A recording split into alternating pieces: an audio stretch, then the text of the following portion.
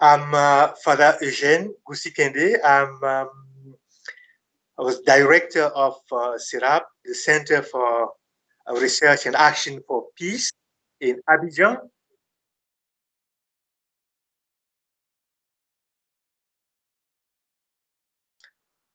Okay, our community in Abidjan, I would say, has been affected in three ways or impacted in his life three ways. First, there were panic, then the disruption of our life and activity, and the third one was basically the uncertainty regarding the future.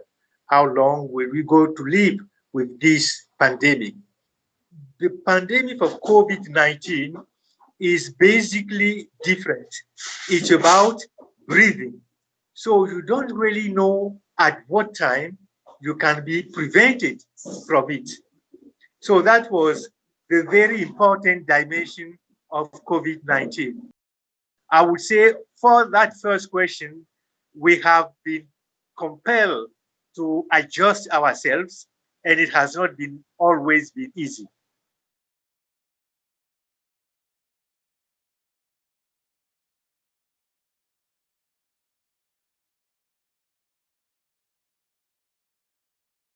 The integral development is really the wholeness of a human being. It's about all the dimensions, whether economic, social, religious, and go on. I think negatively, COVID-19 has the biggest impact on the business. If we take one small example, the food market, not all people go shopping in supermarket. So having social distance in market for food was not easy one in Abidjan. It was also quite difficult when people go for buying. In the past, they usually engage into bargaining. People bargain. It's a kind of social relation, and that one has also been disrupted because it was not easy. You have to go fast, and interaction and talking was almost limited.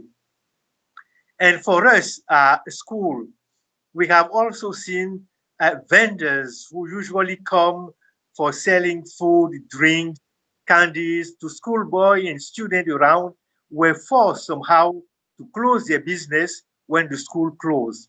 And that really impacted negatively on their livelihood.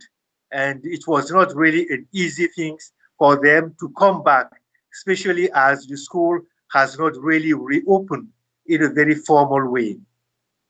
Then, if we look at the religious dimension, because there have been limited number of gatherings, people will not go for more than 20, later on more than 50, basically to say gathering for meeting, groups meeting, association has really went down in terms of practices of religious life.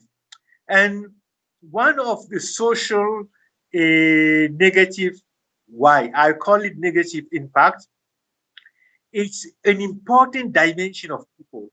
It is the funerals. Because of COVID-19, funerals has taken a new turn. Usually people go for wake, they stay at night, they pray, but that one has become extremely limited because of the gathering, the curfew, and also because of the fact that people cannot travel with the body to go to the villages, as the tendency has usually been to go and bury people back in their villages.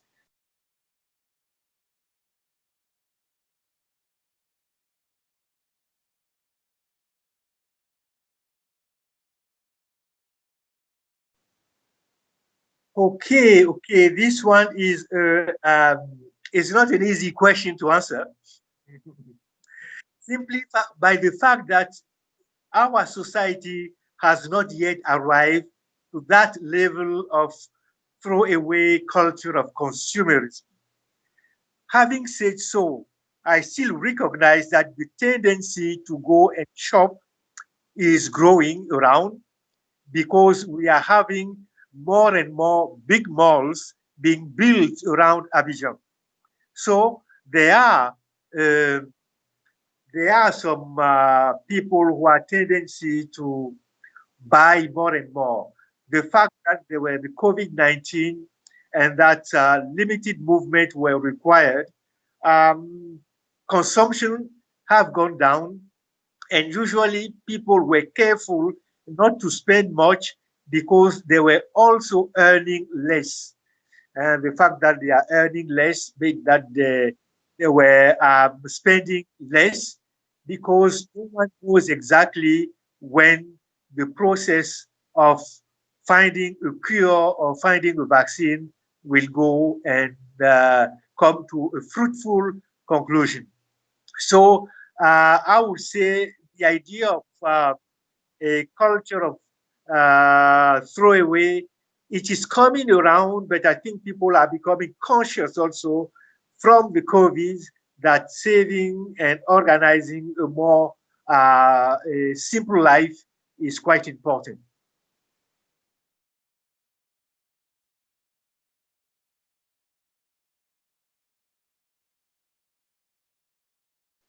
I think that on equalities and on employment, what came to my mind as I come to these facts and is basically my understanding or a common understanding that the church is both mater and magistra, caring for those who are suffering as a mother, those who are suffering for inequality, unemployment, through the various channels of the church is an important thing for the church to do as an institution.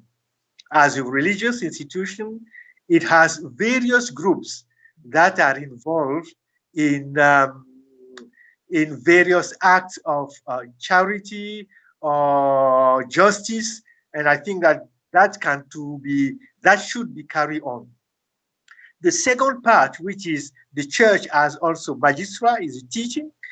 I think we have, as a church, to more and more highlight, teach about the negative effects of unemployment and inequality.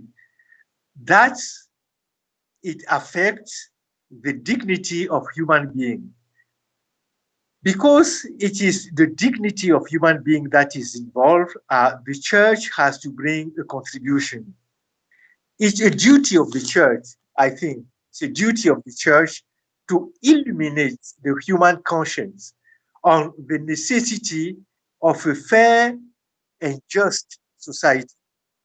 I think that that one, the church can work on it and highlight, teach about that. We are to work for human dignity and be able to speak out and work against trends that may damage human dignity.